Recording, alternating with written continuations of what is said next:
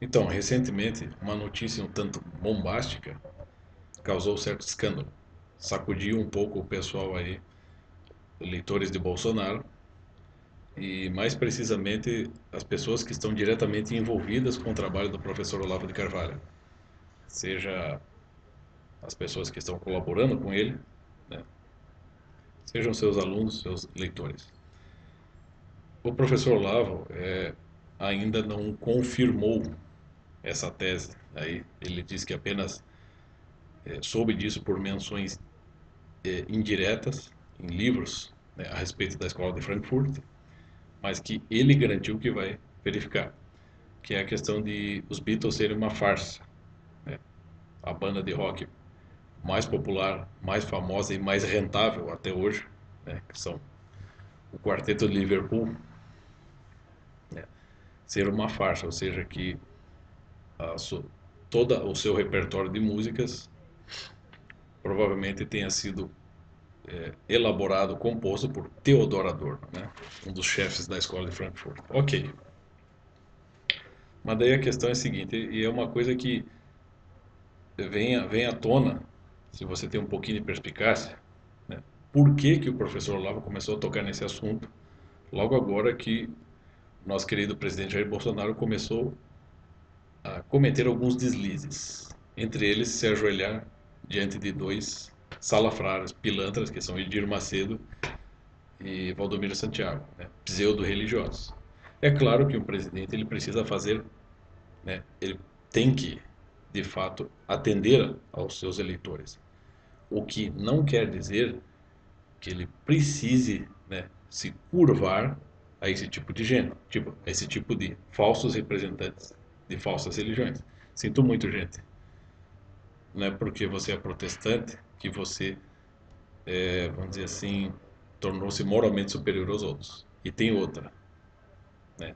O protestantismo não necessariamente precisa ser, na ótica de muitos grandes estudiosos, é uma pseudo-religião, uma pseudo-confissão religiosa. Mas para outros não é.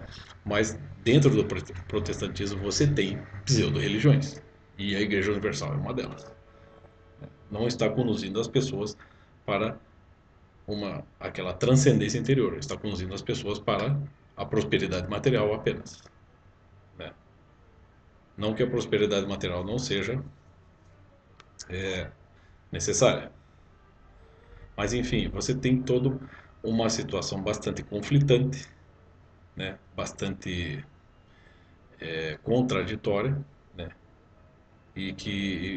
Entre outros problemas que estão sendo gerados dentro do governo Bolsonaro, que pelo menos é um governo cujos problemas estão à mostra para todo mundo. Essa é a vantagem, né? Uma das vantagens do Bolsonaro diante do PT. Mas a questão é a seguinte: qual seria o motivo, exatamente nesse momento, do professor Olavo tocar nesse assunto? O que que interessaria para o público, para a nação brasileira, essa notícia de que os Beatles provavelmente são uma farsa? O que que isso condiz com a situação brasileira? O professor Olavo, né, prosseguindo ali nessa, nessa observação, explicou que a influência dos Beatles é devastadora. Portanto, ela é negativa, né? Tá. Mas daí você tem dois pontos. Dois, dá para fazer um, dá para subdividir. A influência dos Beatles pode ser devastadora ou não, independentemente de eles serem uma farsa ou não, né? E se eles são, se eles eram semi-analfabetos em música, bom, a questão é a seguinte: nós temos um dos líderes. Na verdade, os Beatles não tinha necessariamente um líder da banda, né? Mas o Sir Paul McCartney segue como literalmente um showman, né? Ele tem quase 80 anos e, vamos dizer assim, segue com bastante disposição e demonstrando bastante habilidade, né? Tem um repertório imenso. de músicas, não só junto com os Beatles, mas em sua carreira solo. Então, assim, dá pra gente colocar uma série de contradições aí. Então, você tem algo que parece bem evidente, que eles não eram analfabetos musicais, né? E se a influência é devastadora ou não, bom, vamos pensar assim, a propaganda intensa que foi feita, né, dos Beatles ao longo de décadas pode ser devastadora no sentido de que se desperte um culto idolátrico, né? Ah, mas o significado das coisas, celebração das drogas, né, o LSD, da maconha, bom, isso tem, né? Mas então você tem que analisar elemento por elemento. A estética musical, a ideologia impregnada nas mensagens, né? Não dá para se impugnar a coisa totalmente. Primeiro porque no próprio curso da paralaxe cognitiva, o professor Olavo já explicou que ninguém pode fazer ninguém pode fazer algo totalmente negativo, né? Todo mundo produz algo de bom, né? É claro que se você pegar ali, por exemplo, Imagine, bom, Imagine é um veneno, realmente. A mensagem de Imagine, ela realmente não é nada religiosa, né? Ao contrário, é uma mensagem antirreligiosa e totalmente parelha, né? Não é questão nem de nova era, é uma mensagem praticamente comunista, né? Onde você, né, prega que os países não devem ter fronteiras e que as pessoas, né, têm que ser passivas, né, diante das situações. E isso é um prato cheio para a invasão islâmica e para o comunismo, né? Então é óbvio que aquilo. Outro dia eu até estava pegando o álbum Imagine de John Lennon e estava olhando a ficha técnica dele. E a gente percebe mesmo que tem alguns nomes bastante estranhos colaborando com aquilo, né? Mas não é assunto para o momento. A questão é a seguinte: por que o professor Olavo chamar a atenção para isso nesse momento? O país está vivendo problemas num país onde a influência devastadora, por exemplo, do funk, né, de favela é algo realmente assim assombroso, terrível. Uma pessoa que gosta de Beatles pode ser um privilegiado, porque pelo menos o senso estético dessa pessoa já está bom, né? Aliás, professor Olavo, quando dos documentários da antologia dos Beatles foram lançados pela Globo em meados dos anos 90, o seu grande amigo, que é o Paulo Francis, fez um comentário positivo a respeito dos Beatles, comparando os Beatles a um bom e velho vinho, né? Então, esteticamente, musicalmente e esteticamente, Beatles não é tão devastador assim, sobretudo diante do que estamos vendo hoje, né? Se eles, vamos dizer, se a cultura bitomaníaca ela é algo que possa alienar as pessoas, bom, pode ser, mas não é o momento de se falar disso. O país está passando. O que interessa para a nação brasileira saber, neste momento, que a cultura, que os Beatles possam ser ou não uma farsa? É estranho? Pode, pode haver razões para isso, para que isso seja verdadeiro ou não, mas o senhor mesmo não confirmou. Só que a questão é a seguinte: quando o senhor, se o senhor permite, eu soube disso aí num trecho de aula que aquele seu aluno lá, o Daniel Mota, colocou no canal dele. Então, assim, professor Olavo, o senhor me desculpe, mas, né, nós temos, nós estudantes sérios e que levamos a sério os seus conselhos, né, nós estamos ocupados, né, em aprender coisas de fato. Eu, sinceramente, os seus alunos podem ser, os seus alunos atuais podem ser geniais. Eu não estou interessado no que eles têm a dizer. Sabe por quê? Porque eu tenho que dar conta da sua obra, de compreender a sua obra que já é grande, dar conta da obra dos grandes filósofos, entre eles Mário Ferreira dos Santos, Etienne Gilson, André Marques, os santos católicos, a literatura clássica, os grandes da psicologia, os grandes da história, os grandes da ciência, né? E o que que eu vou fazer?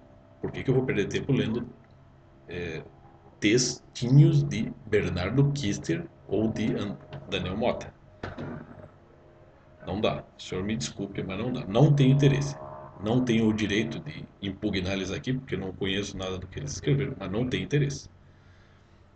Então, Daniel Mota colocou esse trecho da sua aula, e isso foi uma provocação. Só que a questão é a seguinte, professor: lançar isso nesse momento realmente parece muito, vem muito, como se diz, a calhar.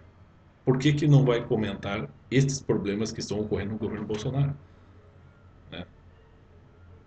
Até apareceu até aquele idiota daquele Paulo Giraldelli, né, debochando do Bolsonaro, como se aquele Paulo Giraldelli já não fosse uma coisa cômica, né, inútil. Então, não sei, professor Lava, essa tese aí, essa coisa aí parece bastante contraditória. E se o senhor não verificou, logo o senhor, que é um homem tão competente, nossa, pode-se até provar que seja uma farsa, que os Beatles sejam uma farsa, mas não sei. Eu acho que não, é não só não é o momento de se lançar essa hipótese, como também eu acho uma irresponsabilidade da sua parte mexer com isso, né? Porque isso pode, né? O senhor sabe que o povo brasileiro é muito sentimental, muito nervoso. Muita gente gosta de Beatles, muitos leitores seus são fãs de Beatles e isso vai causar muita antipatia, muita contradição, muita confusão nesse momento. As pessoas têm que olhar objetivamente para a realidade. Aí o senhor vai dizer, ah, mas a verdade tem um valor por si, tem um direito por si. E pouco importa se as pessoas vão gostar ou não, você, ok, mas isso não é uma verdade confirmada. Inclusive, o senhor citou o nome daquele tal filósofo holandês, eu pesquisei e não encontrei. Seria legal o senhor lançar, falar de novo o nome desse filósofo, para que, né, esse historiador, filósofo holandês, para que nós possamos pesquisar mais a respeito, né? Então, tá meio estranho. Por exemplo, nesse livro aqui, A Batalha pela Alma dos Beatles. Eu já estou quase na metade dele, então ele está realmente muito do que está dito aqui. Ele não está contando uma história nada bonita a respeito dos Beatles. Ao contrário, está contando um drama bem sério dentro ali da história deles e na relação entre eles. Mas eu não sei se ela corrobora com isso. Você vê, não é um livro que está fazendo uma propaganda bonita dos Beatles. Ao contrário. Mas quando o senhor mencionou isso, o senhor falou: veja como é que terminaram todos eles, veja como é que terminou o John Lennon e os outros. Mas como assim, como é que terminaram os outros? Né? O John Lennon foi assassinado. 20 anos depois morreu George Harrison. De problema. Inclusive, fumante inveterado teve problema de câncer na laringe. Né? E veja bem, professor, lá, se o senhor assistir aquele documentário dirigido pelo Martin Scorsese a respeito do George Harrison, Living the Material World, você vê que o desfecho ali da vida do George, ele sofreu um atentado, né? Tentaram matar ele também. 20 anos depois do assassinato de John Lennon.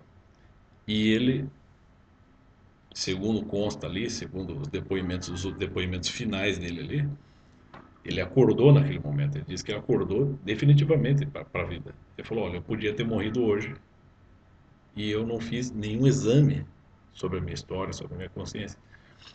Então ele passou a se preparar para a morte. Ele sabia que aquele câncer ia avançar, estava ferrado. Então ele passou a se preparar para a morte.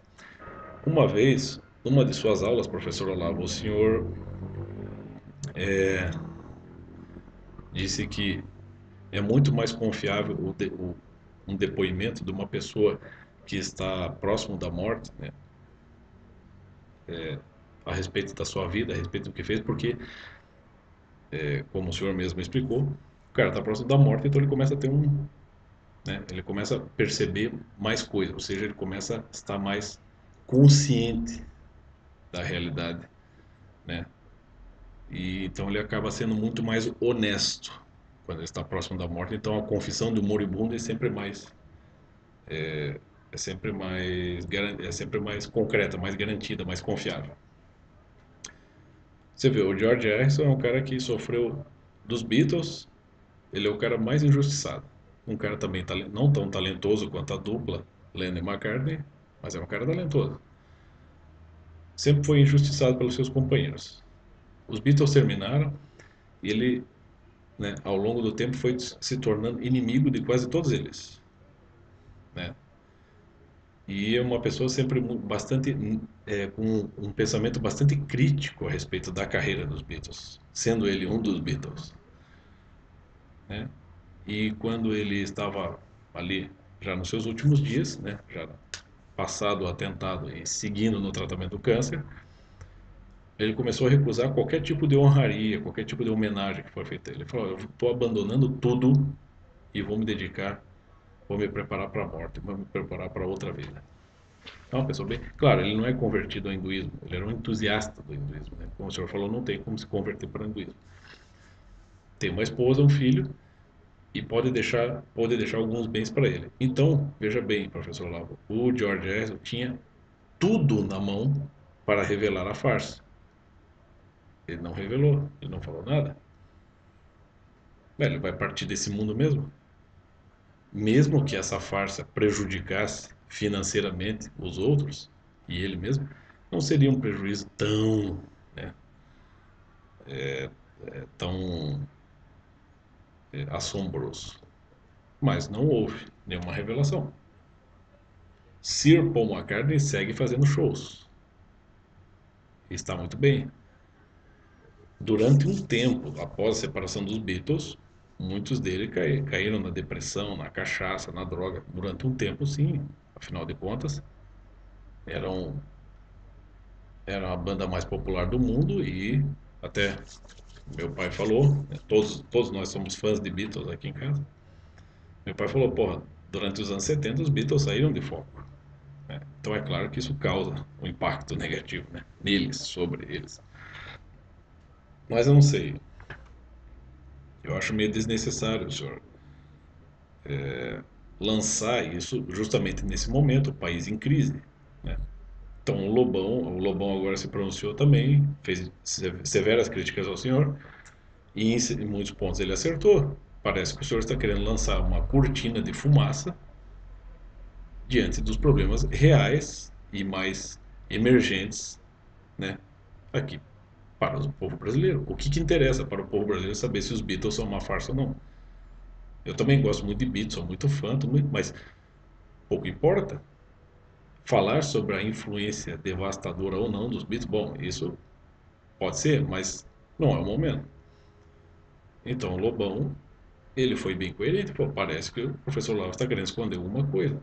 Ou parece que é um ataque meio pessoal, indireto e pessoal. Ah, já que o Lobão está falando mal do professor Lava, o professor Lava vai começar a atacar o Lobão indiretamente. Lobão é rock and roll, vamos começar por, né, detonar os Beatles, que são a banda mais popular de todos os tempos.